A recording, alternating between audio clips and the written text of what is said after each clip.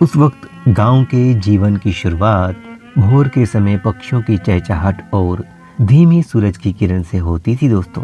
लोग सवेरे 5 बजे उठ जाते थे, क्योंकि अधिकतर लोग घर की छत या आंगन में खुले स्थान पर सोते थे, इसलिए भोर के उजाले में वे जल्दी उठ जाते थे। गांव में सुबह के समय मुर्गे की बाग सुनाई देना आम बात थी। पता है दोस्तों, जब हम उठते थे तो गांव के गलियारों से बैलगाड़ियां, बैल, गाय, सारे मवेशी रोज सवेरे खेतों की तरफ जाते थे और उनके गले में बंधी हुई घंटी के बजने से जो आवाज सुनाई देती थी वो किसी संगीत के 7 स्वरों से कम ना थी दोस्तों। गली के मोड़ पर ही एक खूबसूरत पनघट हुआ करता था, जहां बड़की भाभी, काकी, दादी पानी भरने जाती थी। कुछ तो उपले गोबर के लेकर बाड़ों में से आती थी। वो छप्पड़ से उठता सुबह का धुआं जब माँ, काकी माटी के चूल्हे पर बढ़िया सी उपलों वाली बाटी, रोटी और साग बनाती थी। इसी बीच काका, बाबा दूध लाकर चूल्हे पर चढ़ा देते थे। घर के बीच में खुले आंगन में नहा धोकर वहीं बिछी हुई चटाई पर तेल पाटी करते थे। उस समय दातून के लिए सूखा पाउडर हुआ करता था, जिसे बिना ब्रश के हाथों से ही दातून कर लिया जाता था। वो सिलबट्टे की चटनी, घर का देसी मक्खन और रोटी माँ के हाथ की ताजे दूध से खाते थे और रात का बचा हुआ दाल भात प्रभात में गौ माता को खिलाते थे। गांव में ही स्कूल हुआ करता था। सारे बच्चे पैदल ही गांव के गलियारों से उछलते कूदते स्कूल नहीं दोस्तों, उस समय की पाठशाला जाया करते थे।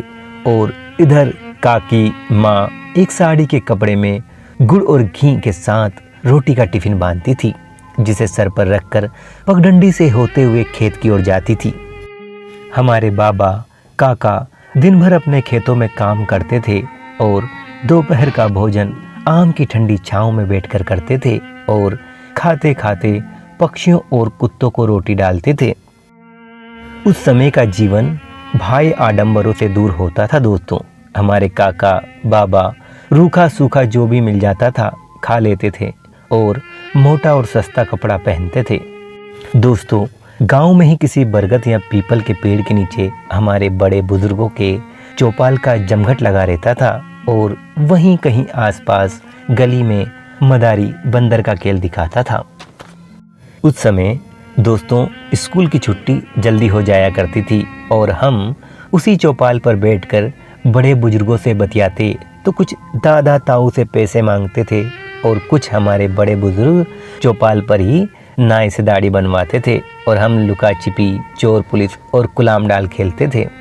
पता है दोस्तों, चोरी से कहीं आम तो कहीं अमरूद तोड़ लाते थे, तो कुछ माचिस के ताश तो कुछ कंचे खेलते थे और कुछ तो नाई की दुकान पर टंगे पोस्टर को घूर घूर कर देखते थे।